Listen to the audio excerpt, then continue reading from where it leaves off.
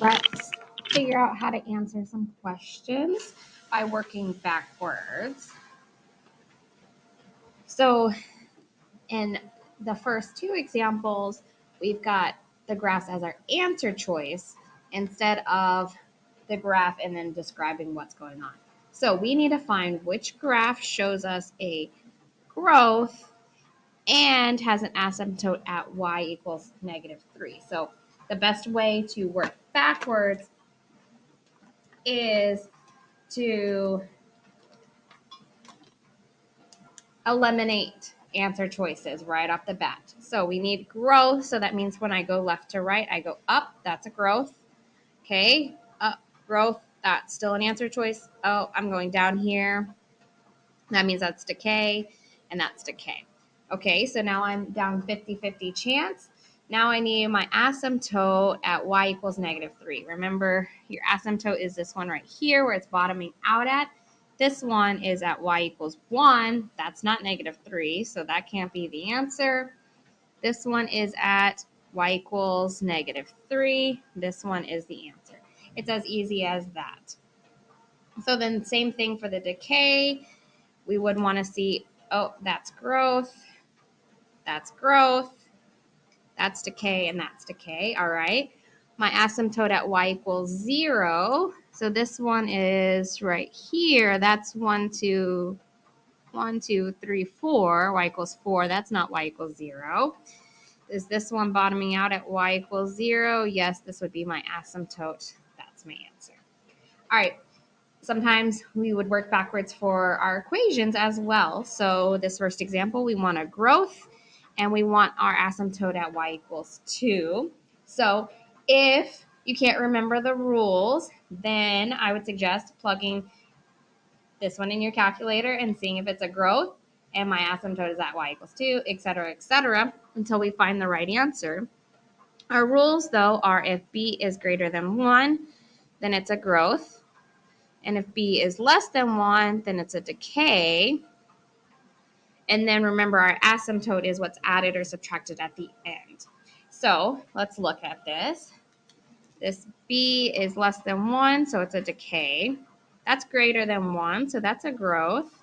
That's greater than 1, so that's a growth. That's greater than 1, that's a growth.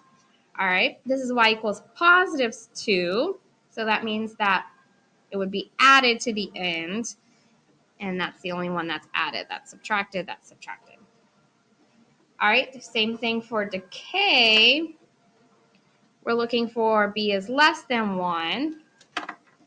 B is less than 1, so that's a decay. Less than 1, decay. That's greater than 1, that's a growth. That's less than 1, that's a decay. Okay, now let's look at, we got an asymptote at y equals -4, so that means that it would be subtracted on the end. That's subtracted 4. That's our answer. That one's added, so it's definitely not it. That doesn't even have anything, so that's it. All right, looking at our word problems, these are a little bit more challenging. So we need to choose the word problem that would represent it by the equation. So again, your option to graph is always there for you, and I would suggest doing so to check yourself. So remember, our equation was y equals a 1 plus or minus r all raised to t, or x. And a was our initial amount, r is our rate, and then our t was our x. So when we see this, then I know a is 50, so I'm going to go ahead and eliminate answer choices. A savings account of 50, that's got the right amount. 50, this one says 125. So we're going to go ahead and eliminate that one. All right, when we find our rate, it's a little bit more challenging. So our rate here, remember what we did? We did 1 plus or minus something. So let's see. Again, if our b is greater than 1, then it's growth. And if our b is less than 1, it's decay. And remember when we were doing growth, that was when we used the plus sign, and decay we used the minus sign. So this is greater than 1, so I know for sure that this is a growth. So even at this point, I could probably eliminate answer choices. This says gain, so that means growth. This one says lose, so that means decay. This one says increases, so that means growth. So now we're still down to these two choices. So what did we say? We used 1 plus some rate, and it gave us 125. So then I can solve this and find out what my rate is.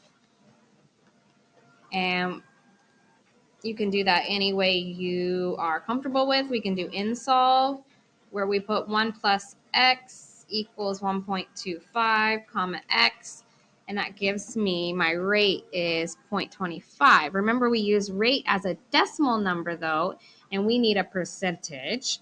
So multiply that by 100, 0.25 times 100, and that gives me 25%.